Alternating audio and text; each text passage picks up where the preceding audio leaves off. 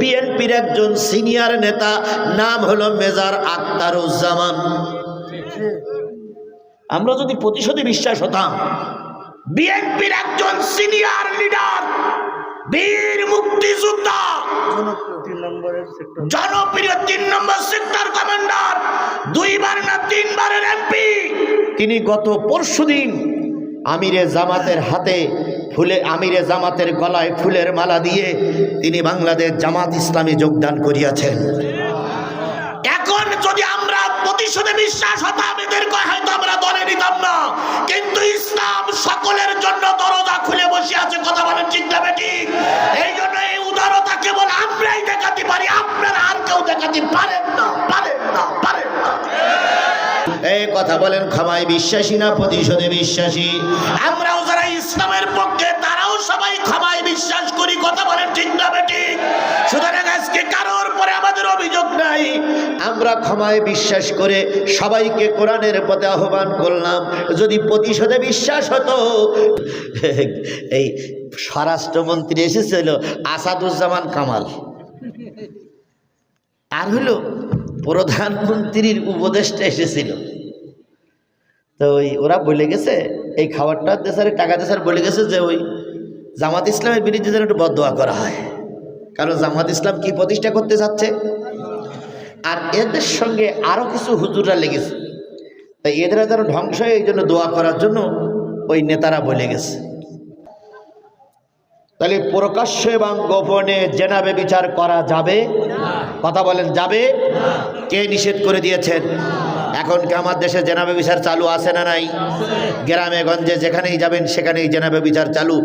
2 বছরের মা, 2 বছর শিশুর মা, শিশুটারে রেখে আরেকজনের হাত ধরিয়ে ফালাই চলে গেছে পরকিয়া করে। এটা কি উল্লাপাড়ার দিকে আছে? এই কথা বলেন, এটা কি উল্লাপাড়ার দিকে আছে? 4 বছরের বা 4টে সন্তানের বাপ আর একজনের শালি নিয়ে ভেগে চলে গেছে। তারপরে বিদেশে 10 বছর ধরে চাকরি করতেছে, ঘর বাড়ি সব তৈরি হয়েছে, কোটি কোটি টাকা পাঠাইছে, সেই টাকা মেরিয়ে নিয়ে আর একজনের সঙ্গে পরকিয়া করে চলে গেছে। এরকম ঘটনা কি উল্লাপাড়ার দিকে আছে? এটা বন্ধ হবে তখন যখন এই কোরআনের রাজ কায়েম হবে। সুতরাং আল্লাহ বললেন প্রকাশ্যে এবং গোপনে কোনো জেনাবে বিচার করা যাবে না। জেনাবে বিচার করার কোনো উপকরণ জাতির সামনে তুলে দেওয়া যাবে না। এটা বন্ধ করতে গেলে কোরআনের শাসনের দরকার আছে না নাই? তাহলে আমরা আগামীতে কোরআনের শাসন কায়েম করে অন্যায় কাজ প্রতিরোধ করব, কারণ আল্লাহ বলেন এ কাজ করা হারাম। ওয়ালা তাকতুলুন নাফসাল্লাতী হারামাল্লাহু ইল্লা বিল হক। আল্লাহ বললেন অন্যায়ভাবে কাউকে হত্যা করা যাবে না, অন্যায়ভাবে কারোর ফাঁসি দেওয়া যাবে না, অন্যায়ভাবে কাউকে জেল খাটানো যাবে না, কারণ এগুলো হারাম। আমার বিশ্বাস, আপনাদের বিশ্বাস এক হবে কিনা জানি না, আমার বিশ্বাস আল্লামা সাঈদীরে সম্পূর্ণ অন্যায়ভাবেই তারা জেলে আটকে রেখেছিল। আমরা সাঈদীর জানাজাটা পড়তে চাইছিলাম। কথা বলেন, আমরা সাঈদীর কি পড়তে চাইছিলাম? ওরা কি আমাদের জানাজা পড়তে দিয়েছিল? জোরে বলেন, দিয়েছিল? হাজার হাজার নয়, লক্ষ লক্ষ মানুষ রাস্তায় নেমেছিল জানাজাটা পড়ার জন্য। ওরা আমাদের জানাজা পড়তে, শেষ পর্যন্ত যুবকেরা রিস্ক নিয়ে পুলিশের গাড়ির টায়ারে, ওই কি বলে অ্যাম্বুলেন্সের টায়ারে গুলি করলো বা দা দিয়ে কেটে দিল। কেটে দেওয়ার পরে অ্যাম্বুলেন্স একটা সাইডে চলে গেল। এই জালেমের বাচ্চারা আরেকটা অ্যাম্বুলেন্স দিয়ে এই মরা লোকটারে এই অ্যাম্বুলেন্স থেকে ওই অ্যাম্বুলেন্স উঠালো, চারিপাশে ব্যারিকেড দিয়ে তার মাটি দিল, তার জানাজা পর্যন্ত আমাদের করতে দেয়নি। সেদিন আমি স্পষ্ট করে বলেছিলাম, তোমরা সাঈদীর জানাজা করতে দিলে না, আল্লাহ অল্প দিনের ভিতরে তোমাদেরকে বাংলাদেশ থেকে বের করে দেবে, বাংলাদেশের মাটিতে তোমাদের কবর হবে না। বছর পুততে না পুততে আল্লাহ রাব্বুল আলামিন এমন খেলা খেললেন, দুপুরের বিরিয়ানি ভাতও কপালে জুটল না। কথা বলেন, কথা বলেন। আর আমার বিশ্বাস এই পেতনির বাচ্চা, এই ফেরাউনের বাচ্চা, এই নমরুদের বাচ্চার বাংলার জমিনে কবর হবে না, হবে না, হবে না। ফেরাউনটাও একটু ফেরাউনিতে একটু দয়া মায়া ছিল। আগের হুজুর বলতেছিল ফেরাউনির টার্গেট ছিল কয়টা? 5টা বললো না? ওই ফেরাউনিতে একটু দয়া মায়া ছিল, আর এ ফেরাউনির বাচ্চার কোনো দয়া মায়া ছিল না। এ ফেরাউনি সি খারাপ, নমরুদি সি খারাপ, আবু জেহেল সি খারাপ, এই ইবলিসই সি খারাপ। ও যে এলাকায় থেকে সে এলাকায় ইবলিসও থাকতো না। মামুনুল হক একটা ওয়াজ করেছিল, আমার বারবার মনে পড়ে। উনি বলতেছিলেন যে শেখ হাসিনা কেমন তা যদি আপনারা জানতে চান তাহলে ফেরাউনির লাশ ওই মিশরে আছে, ওখান থেকে নিয়ে আসতে হবে। এই নিয়ে এরকম একটা পানির একটা পট নেবেন, পানির একটা গ্লাস এনে ফেরাউনির লাশ ওই পানির ভিতরে শুয়াবেন, শুবাইয়ে ফেরাউনির লাশ রেখে আসবেন যেখানে ছিল সেখানে। নমরুদির লাশ নিয়ে আসবেন, কঙ্কাল নিয়ে এসে তো শুবাবেন, শুবাই আবার ওই জায়গায় নিয়ে রেখে আসবেন। আবু জেহেলের কঙ্কাল নিয়ে সেখানে শুবাবেন, শুবানোর পরে আবার রেখে আসবেন। এইবার ওই 3 শয়তান শুবানোর পরে যে পানি হবে ওই পানিটা বাংলাদেশের কোনো মেয়ে লোকের খাওয়াবেন, খাওয়ানোর পরে ওই মেয়ে লোকের বিয়ে দেবেন। বিয়ে দেওয়ার পরে সর্বপ্রথম যে সন্তানটা হবে সে যদি মেয়ে সন্তান হয় ওটাই হবে শেখ হাসিনা, ওটাই হবে শেখ হাসিনা, ওটাই হবে শেখ হাসিনা। মামুনুল হকের অস্ত্র শুনে আমি চিন্তা করলাম এটা বলে কি করি, পরে গবেষণা করি, দেখলাম কথাটা ঠিক আছে। ফেরাউনির রক্ত, নমরুদের রক্ত, আবু জেহেলের রক্ত দিয়ে যাদের জন্ম হয় তারা আলেম সহ্য করতে পারে না, তারা কোরআন সহ্য করতে পারে না। কথা বলে ঠিক না ঠিক? যেদিন ওরা আল্লামা সাঈদীর গায়ে হাত লাগিয়েছে সেদিন থেকে ওদের পায়ের তলার মাটি সরতে শুরু করেছে। ওরা সাঈদীরে মেরে দেওয়ার পরেই আল্লাহর গজব ওদের পরে নাজিল হতে শুরু হয়েছে।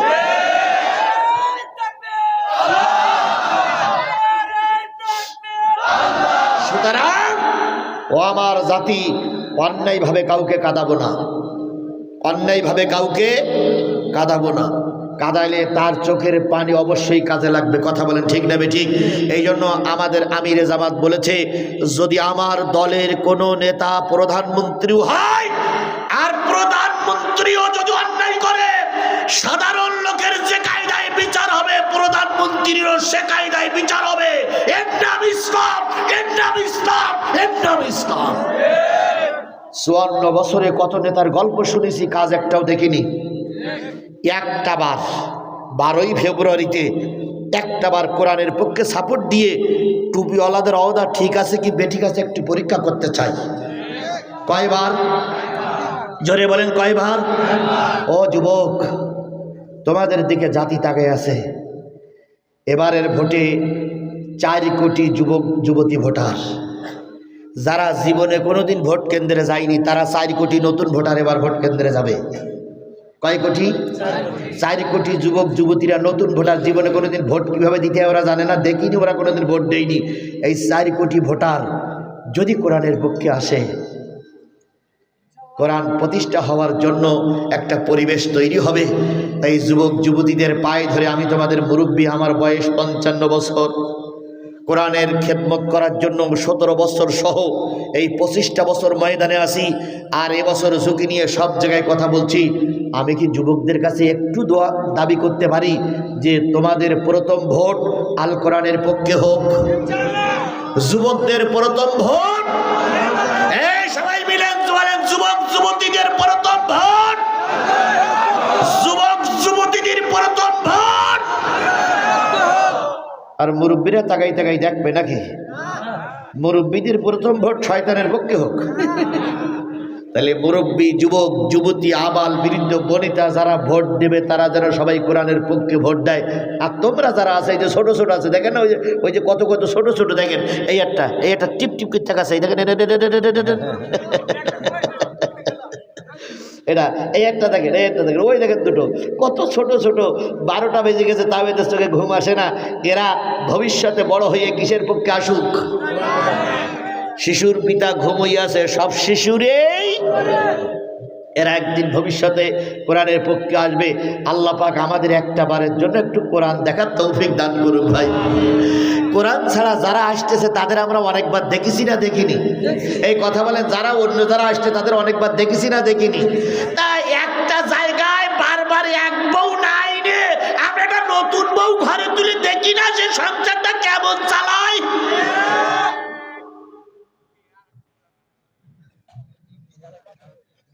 এরা কি পুরনো বউ বারবার নাই, এটা নতুন বউ আনা ভালো না ভাই? এটা নতুন বউ আমরা একটু ঘরে এনে দেখি তো সংসার কিভাবে চালায়। পারবো না পারবো না পারবো না। যদি চালাতে না পারে এমন তালাক দেব যে একেবারে বঙ্গ ভবন তারাই দেব। আল্লাহ আমাদের কবুল করুক। তাহলে অন্যায়ভাবে মানুষ হত্যা করা এটা হারাম করেছেন কে? আল্লাহ। যালিকুম ওয়াস